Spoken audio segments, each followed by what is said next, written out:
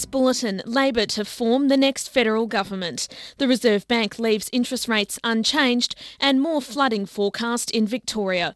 This is World News Australia on SBS Radio. I'm Kate Stoll. Australia finally has a federal government after 17 days of negotiations with the three independent regional MPs. Labor will continue to govern the nation for the next 3 years after two of the three independents agreed to support a Labor government. Rob Oakeshott and Tony Windsor have thrown their support behind Prime Minister Julia Gillard, giving her the vital 76 seats to enable her to form government.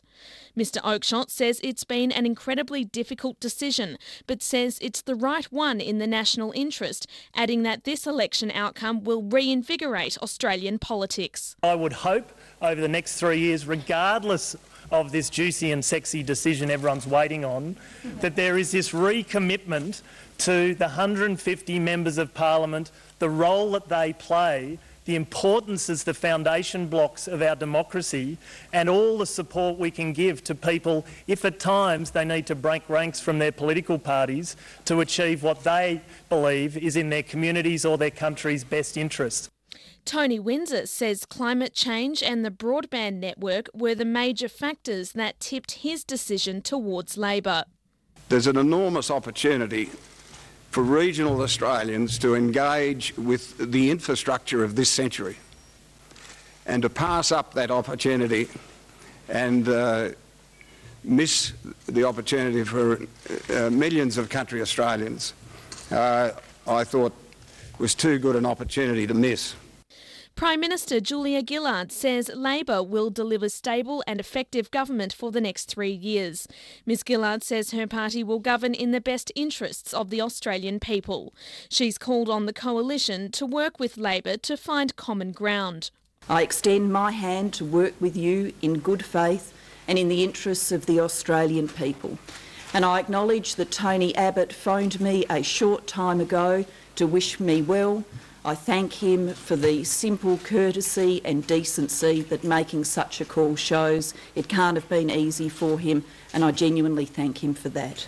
To other news now, and the Reserve Bank has left interest rates unchanged at 4.5%. Reserve Bank Governor Glenn Stevens says maintaining the current rate is appropriate because about 600 properties face isolation as floodwaters continue to rise in northern Victoria. Premier John Brumby says hundreds of properties in the northern towns of Shepparton and Kialla could be cut off, with 40 businesses sandbagged for protection.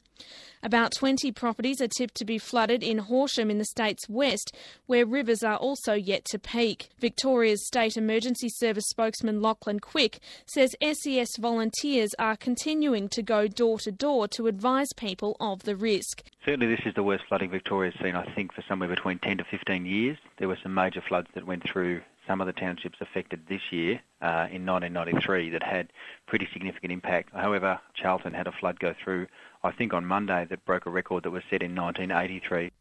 And now a look to tomorrow's weather. Perth, showers and 20.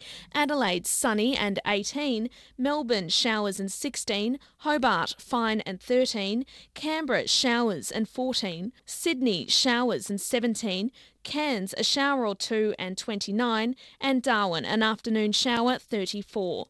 That's World News Australia on SBS Radio.